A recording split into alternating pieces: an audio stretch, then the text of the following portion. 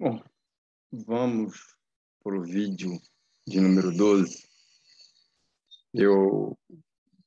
Esse vídeo estava no meu horizonte porque a disciplina, eu leciono duas disciplinas. Marx, a destruição da economia política, e uma análise da fase monopolista do capitalismo. Bom, a essência da fase monopolista do capitalismo são os Grundrisse, né? E o imperialismo do Lenin. Então, esses dois eu estava no meu horizonte. Mas eu ia fazer isso depois.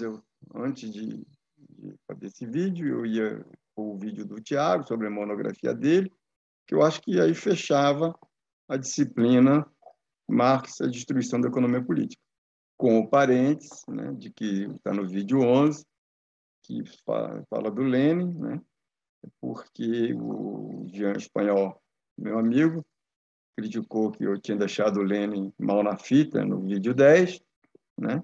Então, para evitar esse problema, como eu sou fã de carteirinha do Lenin, né, eu fiz um vídeo para falar, olha, eu não sou antileninista de forma nenhuma, né? Então,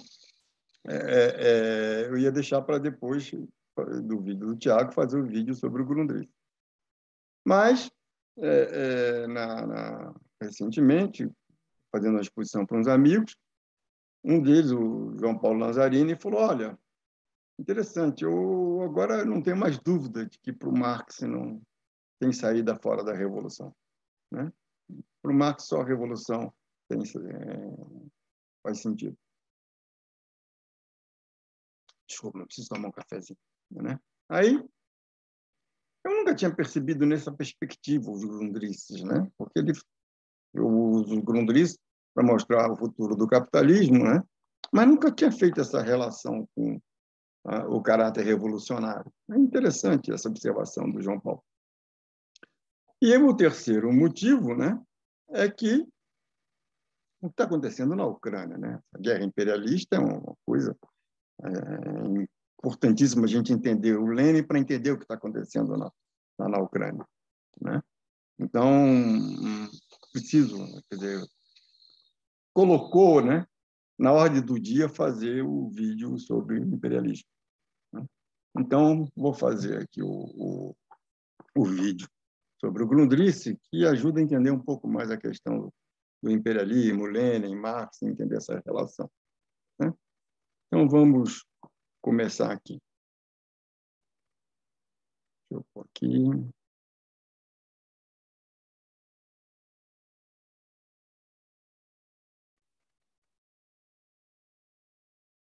O que aconteceu aqui?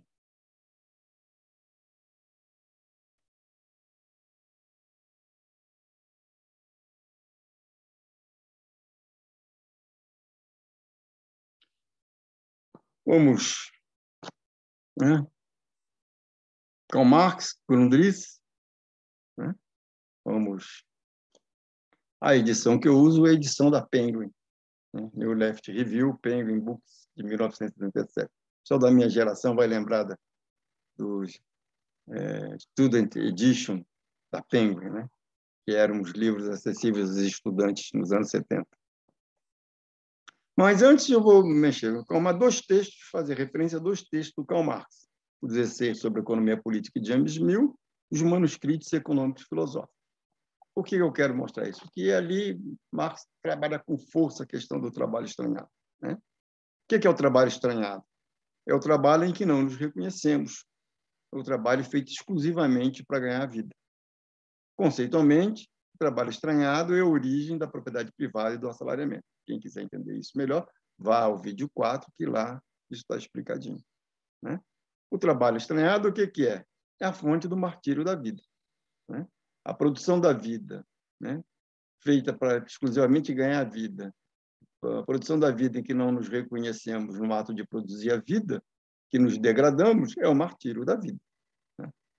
Bom, e aí também fazer referência ao Miséria da Filosofia, do Karl Marx, né?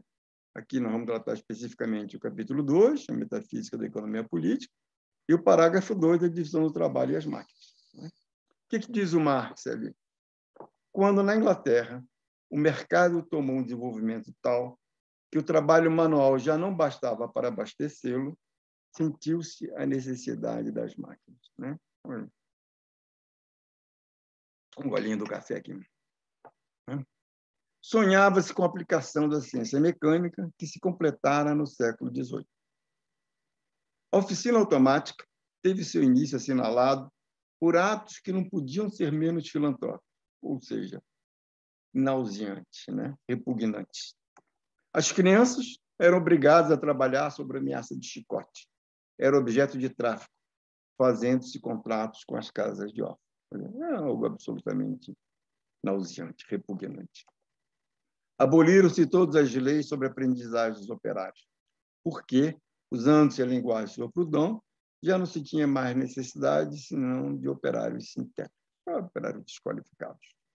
Enfim, a partir de 1825, quase todas as inovações resultaram de choque entre o operário e o industrial. Choque entre o operário e o industrial, que procurava a todo custo depreciar a especialidade do operário. Depois de cada nova greve, por pouco importante que fosse, surgia uma nova máquina. Depois de cada nova greve, por pouco importante que fosse, surgia uma nova máquina. O que é que o Marx está falando aí? Bom, a máquina é fruto da luta de classe. Né? Para mostrar a diferença entre a divisão do trabalho, na época do Adam Smith, a divisão do trabalho, tal como a vemos na oficina automática, o Marx recorreu à passagem do Filosofia das Máquinas, escrita pelo Dr. Uri. O que diz o Dr. Uri? Quando Adam Smith escreveu sua imortal obra sobre os elementos de economia política, o sistema automático de máquinas era apenas conhecido, e a divisão do trabalho parecia-lhe, com razão, o grande princípio do aperfeiçoamento da manufatura. Adam Smith mostrou, na fábrica de alfinetes, que o operário se aperfeiçoando pela prática, num só e mesmo ponto, torna-se mais expedito e menos dispendioso, o que colocava a questão da adaptação dos operários às tarefas. Então, você tinha que arrumar. O operário ainda tinha um papel central na produção. O que aí diz o André Uri, né? O que podia servir de exemplo no tempo do Adam Smith, a fabricação de alfinetes, não seria apropriado hoje, com o sistema automático de máquinas, senão para induzir o público em erro relativamente ao princípio real da indústria manufatureira. Ou seja, né, o exemplo do Adam Smith, né, da divisão do trabalho, né, não explica o princípio real da indústria manufatureira. A distribuição dos trabalhos, a adaptação dos trabalhos às diferentes capacidades individuais, hoje, na oficina automática, diz Marx, no sistema automático da indústria, diz Uri, quase não entra no plano de produção das manufaturas automáticas. Por quê? Porque o trabalho está reduzido a um ponto menor da produção.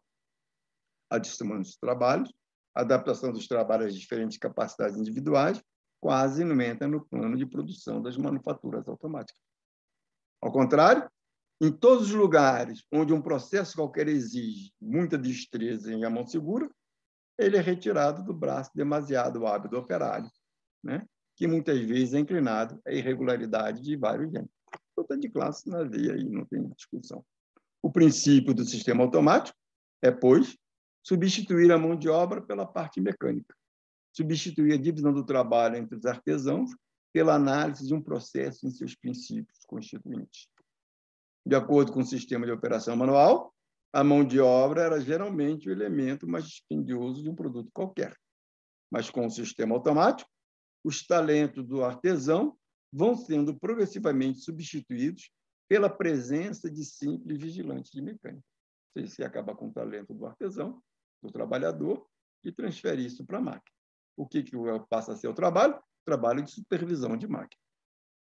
A fraqueza humana é tal que, quanto mais hábil o operário, mais voluntarioso e intratável se torna.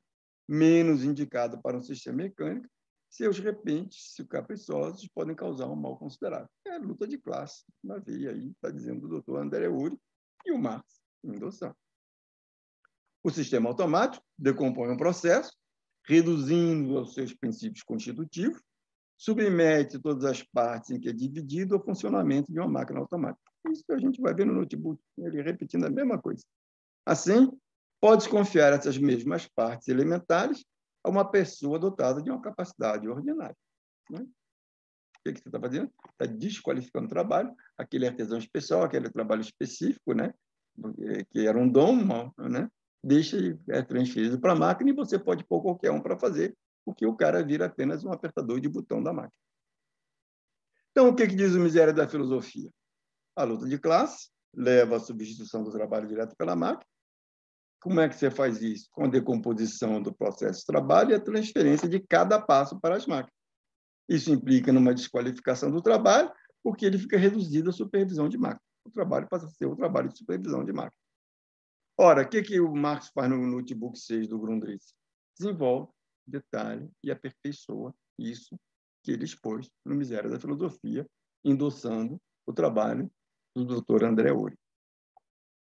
Então, vamos nós aqui. Nós vamos aqui, vamos tratar do notebook 6, no próximo vídeo, o vídeo 13, nós vamos tratar do notebook 7, né? Mas agora vamos tratar do notebook 6, escrito em fevereiro de 58.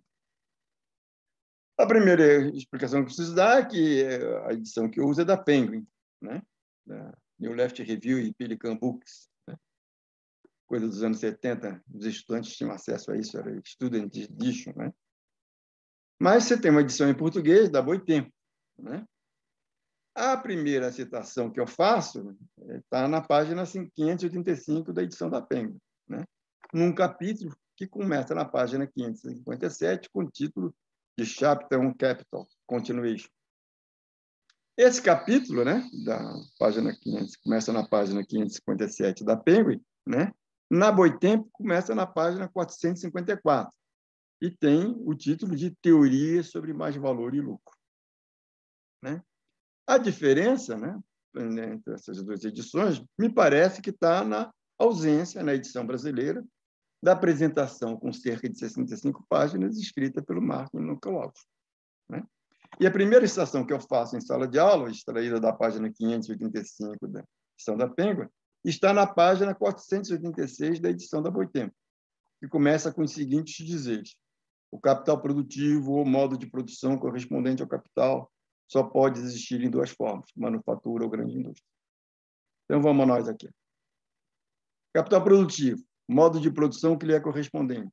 Só tem dois modos de se apresentar, manufatura e produção em larga escala. Produção em larga escala não é manufatura. Manufatura predomina a divisão do trabalho. A quantidade de trabalhadores relativamente ao capital é grande. Produção em larga escala predomina o emprego da combinação da força de trabalho com a força da ciência, transferida para a máquina. A quantidade de capital fixo relativamente à quantidade de trabalhadores que cooperam na produção é muito grande. Da manufatura e produção em larga escala. Na manufatura, predomina a divisão do trabalho. Na produção em larga escala, predomina o emprego da combinação da força de trabalho com a força da ciência, transferida para a máquina. Na manufatura, a quantidade de trabalhadores relativamente ao capital é grande. Na produção em larga escala, a quantidade de capital fixo relativamente à quantidade de trabalhadores que cooperam na produção é muito grande. Na produção artesanal, a principal preocupação é a qualidade do produto e com a habilidade específica do trabalhador individual. Tem uma relação entre a qualidade do produto e a habilidade específica do trabalhador individual. O mestre de ofício não era só o cara que tinha a propriedade dos meios de produção, mas era o cara que tinha uma habilidade especial no particular trabalho. No capitalismo desenvolvido, na máquina, né? O que você faz? Você torna supérfluo o trabalho manual, o trabalho físico direto, o exercício muscular e as habilidades especiais. É o oposto da manufatura. Então, na produção artesanal, no capitalismo desenvolvido. A produção artesanal depende da habilidade específica do trabalhador individual. No capitalismo desenvolvido, torna supérfluo o trabalho manual, trabalho físico direto, o exercício muscular e as habilidades especiais. No capitalismo desenvolvido, não transforma o homem em máquina. Isso aqui, para muita gente, pode ser uma surpresa. O capitalismo desenvolvido não transforma o homem em máquina. Aquele filme Tempos Modernos do Chaplin é uma bobagem. Não é capitalismo desenvolvido, né? e a boa parte da esquerda tem aquilo como, olha o que o capitalismo faz com o homem. Não, bobagem. Isso é uma tolice. O que o Marx está falando? O capitalismo desenvolvido não transforma o homem em máquina. Ele transfere para a máquina o esforço e a habilidade do homem. Na realidade, ele poupa o homem, né? A máquina é um avanço civilizatório, né? Fruto da luta de classe, sim, mas quando você olha o resultado, é que ela transfere para a máquina todo o esforço, todo o sacrifício, toda a habilidade específica. E, com isso, ela facilita, ela aumenta enormemente a capacidade da sociedade de produzir bens que possam ser úteis para a vida dos homens. Na manufatura, predomina a mais-valia absoluta e não a mais-valia relativa. Só se consegue uma grande quantidade de tempo de trabalho excedente se juntar uma grande quantidade de trabalhadores em relação ao capital. Na máquina, e mais ainda na maquinaria como um sistema automático, o modo de existência adequado para o capital fixo, para o capital como tal, é como valor de uso. É na qualidade material dos instrumentos de trabalho. A forma que o capital adota no processo de produção de instrumento de trabalho direto é suplantada pela forma imposta pelo próprio capital que lhe corresponde. A máquina não aparece como instrumento de trabalho do trabalhador individual. Não aparece como instrumento de trabalho que transmite atividade do trabalhador para o objeto. A máquina aparece como transmitindo o seu próprio trabalho, transmitindo sua ação sobre a matéria-prima, supervisionada e protegida contra interrupções. A máquina não aparece como instrumento de trabalho do trabalhador individual. Não aparece como instrumento de trabalho que transmite atividade do trabalhador para o objeto. A máquina aparece como transmitindo o seu próprio trabalho, transmitindo sua ação sobre a matéria-prima, supervisionada e protegida contra interrupções. No caso do instrumento de trabalho, é o trabalhador que, com sua habilidade e força, faz funcionar o instrumento de trabalho, transformando-o em uma extensão do seu corpo, manejando de acordo com o seu virtuosismo. É o trabalhador que faz funcionar o instrumento de trabalho, transformando em uma extensão do seu corpo, manejando de acordo com o seu virtuosismo. No caso da máquina, é ela que possui habilidade e força. Ela própria é virtuosa, né? Ela, como se tivesse alma, faz as leis da mecânica funcionarem através dela. E da mesma forma que os trabalhadores consomem comida, ela consome carvão ou óleo para se manter em atividade. Olha, aquela questão do fetichismo, mas atribuindo características humanas, né, associação com humanos, para as coisas. No caso do instrumento de trabalho, é o trabalhador que, com sua habilidade e força, faz funcionar um instrumento de trabalho, transformando em uma extensão de seu corpo, manejando de acordo com o seu virtuosismo. No caso da máquina, é ela que possui habilidade e força. Ela própria é virtuosa, ela faz como se tivesse alma, faz as leis da mecânica funcionar através dela, e da mesma forma que os trabalhadores consomem comida, ela consome carvão, óleo, etc., para manter em atividade. Com a máquina, a atividade do trabalhador, ao ser reduzida à simples abstração da atividade, supervisão, ao invés de determinar e regular o movimento das máquinas, é determinada e regulada de todas as maneiras, em todos os planos, pelo movimento das máquinas. Ou seja, com a máquina, não é a atividade do trabalhador que dá o movimento. Ao contrário, é a atividade da máquina que dá o movimento. O que o trabalhador faz? Ele apenas entra em pontos. Ele é um supervisor, né? O ritmo de trabalho é dado pelo ritmo da máquina e não pelo ritmo do trabalhador. A ciência, que movimenta o braço inerte da máquina, que o faz agir com um propósito determinado, não existe na consciência do trabalhador, mas age sobre o trabalhador como um poder externo a ele, estranho e separado, como o poder da própria máquina. A inversão sujeito-predicado, porque quem produz ciência é o trabalho, né? É o trabalhador. Mas esse que ele produz se autonomiza dele, vira uma coisa que o subjuga. Na máquina, é a inversão sujeito-predicado. Na maquinaria, o processo de produção deixou de ser um processo de trabalho no sentido de um processo dominado pelo trabalho, em que o trabalho é a unidade que governa. O processo de produção deixou de ser um processo. Isso aqui é fundamental, porque é a base do que está no notebook 7, sobre o destino do capitalismo. Já adianto, ora, o processo de produção deixa de ser um processo de trabalho, tudo aquilo em torno do processo de trabalho se desmonta. E, portanto, né, o capitalismo tem a tendência para sua dissolução como modo predominante de produzir a vida. Mas isso não significa que ele vai virar socialismo. Isso é uma bobagem hegeliana, é uma leitura errada que não está no Marx. Essa história que o Marx diz que vai virar socialismo, isso é uma besteira, ele não fala nada disso. Isso você atribui a ele aquilo que ele não está dizendo. Está incorrendo com essa afirmativa no erro que o Marx tanto chamou a atenção no Ideologia Alemã. O que ele diz que os hegelianos fazem, que a filosofia alemã faz? Ela pega a literatura comunista e socialista dos ingleses e dos franceses, ao invés de entendê-la no seu contexto, traz para a filosofia alemã e aí constrói uma caricatura. Dessa história que o Marx diz que o socialismo é inevitável, é uma caricatura do Marx. Mas qual é a base do que acontece? Eu já adianto falo, ou você vai para o socialismo ou você vai para a barbárie. Tá certo? Mas não é verdade que você vai para o socialismo. A barbárie é uma alternativa presente. Tá certo? Até porque, como a gente já viu nos vídeos anteriores, o Marx não tem a filosofia da história. O acaso é importante. Portanto, você não pode dizer que inevitavelmente vai para o socialismo. Então, vamos continuar. Na maquinaria, o trabalho aparece apenas como um órgão consciente, disperso entre vários trabalhadores ativos em numerosos pontos do sistema mecânico. O trabalho aparece apenas como uma ligação do sistema cuja unidade não está no trabalho vivo, e sim na máquina viva. A unidade está nas máquinas. O trabalhador apenas o quê? Ele faz a ligação entre elas. O trabalho aparece apenas como um feito insignificante que se defronta com um organismo poderoso. Acho que o melhor exemplo disso é o tal do toyotismo, do onoísmo. O que é isso? Você pega o trabalhador, você põe máquinas flexíveis, e o trabalhador opera várias máquinas simultaneamente. Ele é apenas uma ligação entre as máquinas. Esse é, de fato, o verdadeiro espírito do sistema de máquinas.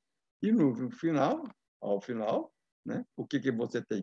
Você tem aquele tipo de empresa que você não tem nenhum trabalhador. Você já tem várias empresas que não tem nenhum trabalhador. Eu sei do caso de uma empresa, da Coca-Cola, em que só tem um único trabalhador, cuja função é ouvir, né? Se dá algum problema, né? Quebra algum barulho, ele vai lá e desliga as máquinas, porque tudo que entra e tudo que sai é feito automaticamente, não tem nenhuma interferência do homem. A única função dele é ouvir para ver se deu algum problema. Esse, sim, é o limite do capitalismo. É isso que é a tendência do capitalismo. Na maquinaria, a transformação dos instrumentos de trabalho em maquinaria, do trabalho vivo em acessório vivo dessa maquinaria, faz com que a absorção das características materiais do processo de trabalho seja um mero processo de realização do capital. Você está produzindo simplesmente um processo de realização do capital. A realização da tendência do capital para aumentar a força produtiva do trabalho e, consequentemente, para a maior negação possível do trabalho necessário para a sobrevivência do trabalhador. É a questão da exploração, da mais-valia. De novo, continuamos na questão da luta de classe. Na maquinaria, a acumulação do conhecimento e habilidade de destreza e da força produtiva gerais da inteligência social é absorvida no capital, como oposição ao trabalho. Olha a questão da alienação, inversão sujeito e predicado. E, portanto, aparece o conhecimento de habilidade e destreza das forças produtivas gerais da inteligência social, aparece como atributo do capital, mais especificamente como atributo do capital fixo, na medida que ele entra no processo de produção propriamente como instrumento de produção. O que você pensa que o conhecimento é o quê? Está todo na máquina. É ele que domina. O homem o que é? É um apêndice. Você não vê aquele conhecimento que está na máquina como fruto do homem, né? Você vê o homem como fruto do conhecimento que está na máquina.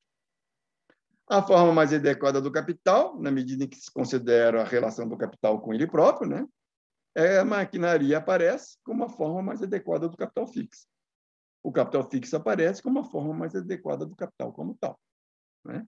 Mas quando você vê as relações externas, né? Uma vez que a existência do capital fixo está condicionada a um específico valor de uso, o capital fixo não é mais a existência adequada do capital, né? Qual é a existência adequada? É no dinheiro. Então, no Miséria da Filosofia, a resposta à filosofia da miséria sobre o dom, a luta de classe, leva à substituição do trabalho direto pela máquina, que permite, como você faz isso, decompondo o processo de trabalho e transferindo cada passo para as máquinas. Com isso, você desqualifica o trabalho é reduzido à supervisão, né?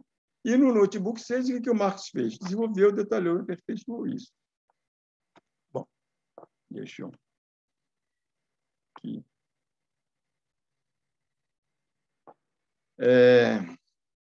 Acabamos o notebook 6. Né? O que é? O que eu tentei mostrar? Olha, o notebook 6 é um desenvolvimento, um aperfeiçoamento do que está na miséria da filosofia. Qual é a essência da máquina? A essência da máquina é o quê? É uma forma de fugir da luta de classe, de contornar a luta de classe. Por quê? Porque o trabalho é estranhado, né? O capitalista quer espoliar o trabalhador, né? Quer aumentar a mais-valia, né? E ele faz de qualquer jeito. Então, você tem o choque, tem um conflito, ele evita isso, ele foge disso com a máquina. Tá certo? Então, a máquina é o resultado do quê? Da luta de classe. Tá certo? Ela substitui o trabalho direto, né? E, com isso, ela desqualifica o trabalho, ela vai gerando um novo tipo de trabalhador.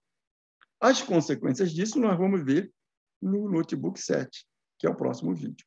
Tá certo? Então, até o próximo vídeo.